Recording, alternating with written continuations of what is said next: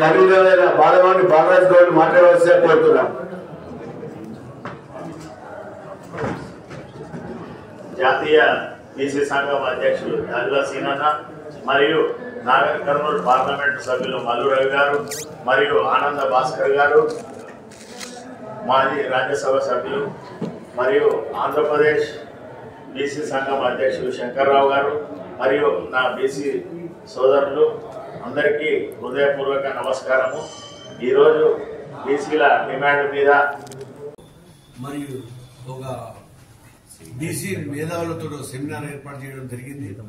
మరి మేము రాహుల్ గాంధీ గారు జోడో పాదయాత్రప్పుడు మరి మాకు మా చంద్ర శ్రీనివాస్ గౌడ్ నేతృత్వంలో కలవడం జరిగింది. అప్పుడు తెలంగాణలో గవర్నమెంట్ ఏర్పడితే మేము 42% బీసీలకు రిజర్వేషన్ ఇస్తామని హామీ ఇవ్వడం జరిగింది. హామీని తూచా తప్పకుండా మరి కాంగ్రెస్ ప్రభుత్వం చేస్తున్నది.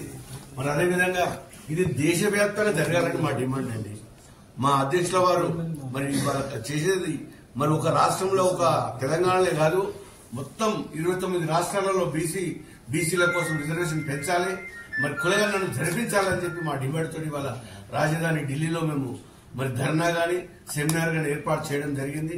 మరి దీనికి అనుగుణంగా పెద్దలు గౌరవనీయులు మల్లు రవి గారు వచ్చారు, మరి మాజీ పార్లమెంట్ సభ్యులు ఆనంద్ భాస్కర్ గారు వచ్చారు. వారందరికీ పేరు పేరున, ఎందుకంటే మేము ఊరుకునేది లేదండి. మేము ఇంతవరకు దాదాపు 78 సంవత్సరాలు చాలా వెనుకబడిపోయాము. గొర్రెనిచ్చో బర్రెనిచ్చో మభ్యపెట్టారు తప్ప మాకు రాజకీయంగా ఆర్థికంగా అన్నిట్లో వెనుకబడిపోయాము. ఇప్పటి నుంచి ఈ విధంగా జరిగితే ఊరుకునేది లేదు. మరి మా అధ్యక్షుల వారి ఆధ్వర్యంలో దేశవ్యాప్తంగా ఉద్యమాన్ని తీసుకురావడానికి ప్రయత్నం చేస్తాం. నమస్కారం.